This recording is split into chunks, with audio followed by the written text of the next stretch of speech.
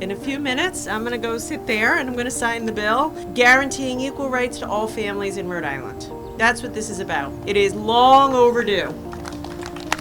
Long overdue.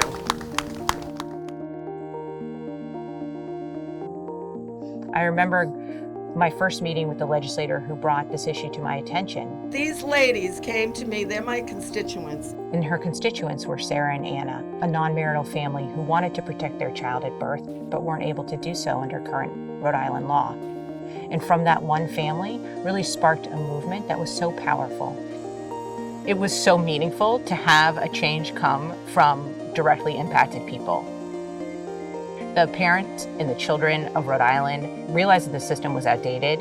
They got active, they got involved, and they made the change. It was through their grassroots effort, through the work of so many parents and kids, that we made this change happen. The Rhode Island Uniform Parentage Act really makes sure that every child, no matter the circumstances of their birth, no matter the marital status of their parents, no matter the gender of their parents, has access to the protections of legal parentage and has a clear way to make sure they're securing that most core relationship.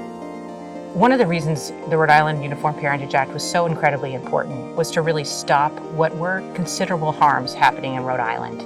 Harms that I've seen throughout New England as a family lawyer in my practice at GLAAD and before. My family and I have been standing in front of legislators advocating for an updated parentage law for the past 3 years. Sarah and Anna worked for so many years to conceive their child, but at birth there was no mechanism in Rhode Island for their son to be protected legally to the non-birth parent. So they had to go through a very extensive adoption process. Adoption in Rhode Island includes a home study, there's a criminal record check, there's notice to donors, there's so many steps. And Sarah had to go through an extensive process before she could be secured to her son. It took over 8 months, and during that time she had no relationship to her child, and it left her worried, it left her scared, and it left her family vulnerable. And that was one of the things that the Rhode Island Uniform Parentage Act will solve. Now families can protect their relationships at birth, at the hospital, through signing a simple form. Equal access to parentage is a critical access to justice issue. One mother I worked with was separated from her child through the child welfare system. And the child welfare system didn't realize that she was a legal parent to her child. So she wasn't allowed a lawyer, she wasn't allowed access to court proceedings, she wasn't treated as the parent that she was. That clarity that comes with statutory reform is so incredibly important to make sure that children don't fall through the cracks and aren't separated from their parents in a way that creates profound harm.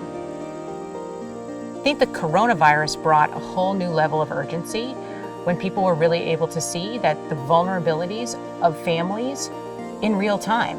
A lot of LGBTQ families, particularly in Rhode Island, really worried about their relationships. Who's going to make decisions for their children if they got sick? It really highlights the importance of those legal protections when you feel so vulnerable and so scared. A number of people in our coalition also were first responders or were somehow directly involved with treating COVID patients. We had one emergency room doctor, we had an ICU nurse, and Rhode Island's a small state. And when you see the people who have been really at the forefront of this movement suffering and also putting themselves so selflessly forward to helping their own community, how can we not make sure that these families are protected when they're doing so much to help other Rhode Island families? Our parentage laws need to make sure that every child is protected, marital children and non-marital children. As we know, every family is different, and every child deserves that protection of their core relationship with their parent or parents. Parentage equality centers children, and that's what I think is so powerful about this reform. It looks at the child, who has been caring for that child, who planned for that child. It doesn't rely solely on genetic connection. This law truly looks at who is this child and how can we protect that child.